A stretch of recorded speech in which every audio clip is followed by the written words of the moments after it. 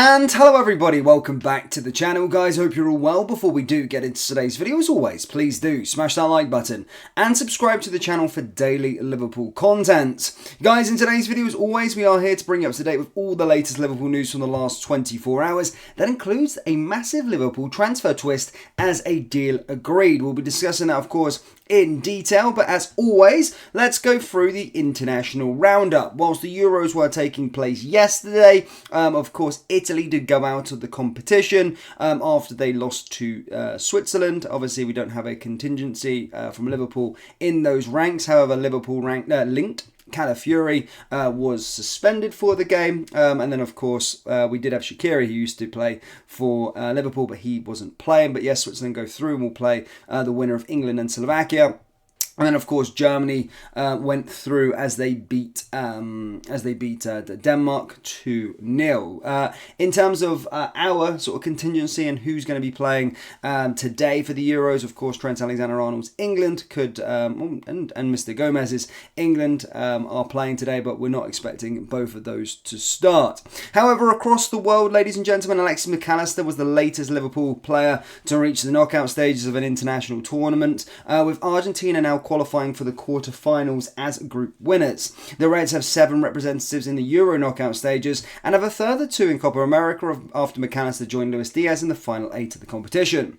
While Argentina qualified as Group C winners, Diaz's Colombia can still finish first or second in Group D, which will be decided in the final match against Alisson's Brazil on Tuesday.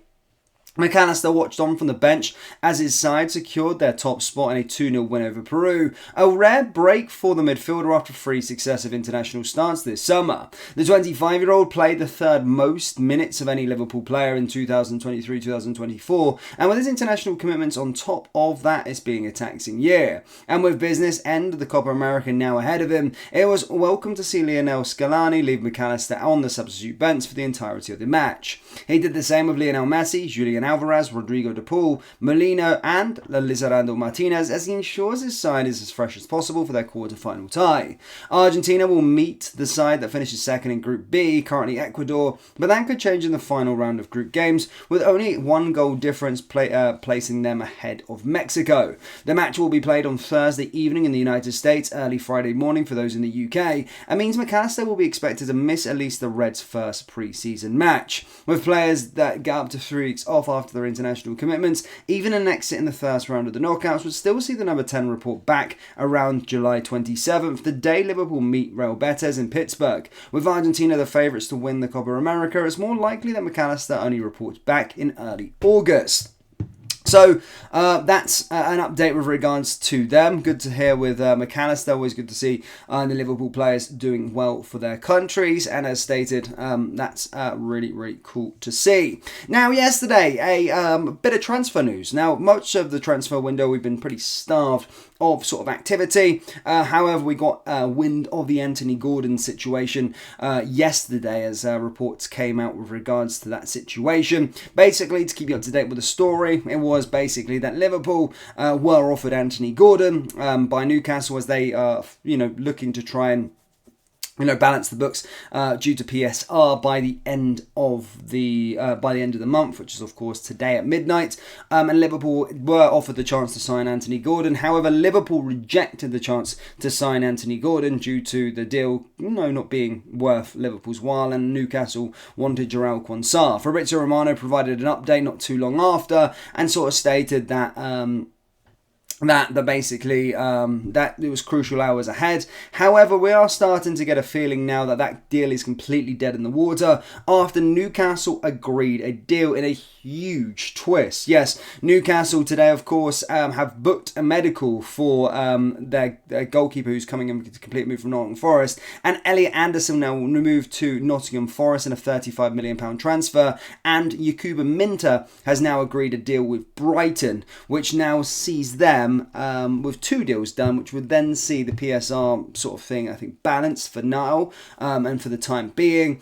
So yeah, a huge twist in the whole story that they were no longer really to sell Anthony Gordon, as Minter and of course Elliot Anderson are going to be going out the door, which would probably see Liverpool and that Anthony Gordon deal dead as a dead rubber. However, would certainly be one to maybe revisit as we go forward in the future, because, well, you know, they will probably need to sell more players to buy more players, and if there's a deal that is worth it, it could happen for Liverpool. But as stated, the main story for today, guys, is a massive Liverpool transfer twist, as Newcastle have now agreed those 2 deals, meaning that the Gordon one is pretty much dead, and that he will probably not be coming to Liverpool Football Club this summer. So yeah, a very, very interesting one there. To give you my thoughts and opinion, I would have thought Anthony Gordon would have been a decent player for us.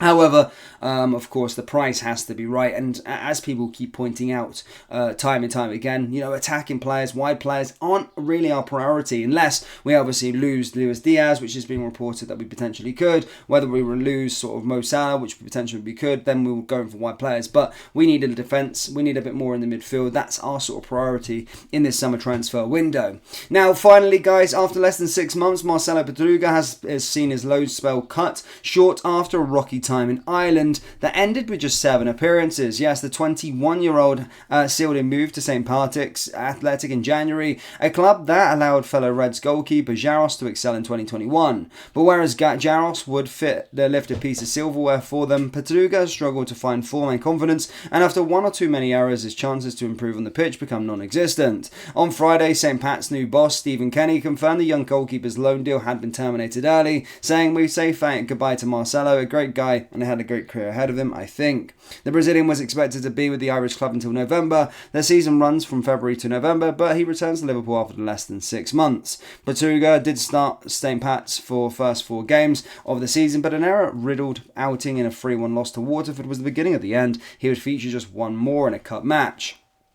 With 1 previous loan spell behind him, with an 8th tier club in Macclesfield, it proved a challenge for Puga to find his feet, and now Liverpool will hope to build his confidence back in pre-season. He is eligible to fill a homegrown slot in the Premier League, so there is an opportunity with Liverpool next season, but it would not be surprised to see him out on another loan. Puga has previously been an ever-present in the first team training at Liverpool, working alongside his national compatriot Alisson, plus coaches John Acterberg, Jack Robertson and Claudio Taffararo. So yeah, not so good there with regards to his loan sale. We're usually used to our players doing quite well out on loan, but yeah, a poor one on in the League of Ireland. But Liverpool fans, that's all I've really got for you today. Do let me know your thoughts on the transfer twist, and do you think the Anthony Gordon deal is completely dead, or do you think it will be revisited later in the transfer window? As stated, let me know down in the comment section below. That brings us to the end of today's video. As always, please do smash that like button and subscribe to the channel for daily Liverpool content. And remember to check out our clothing store, cobbleklothing.com. Link is down there in the description. Thank you, and I'll see you all next time. Take care.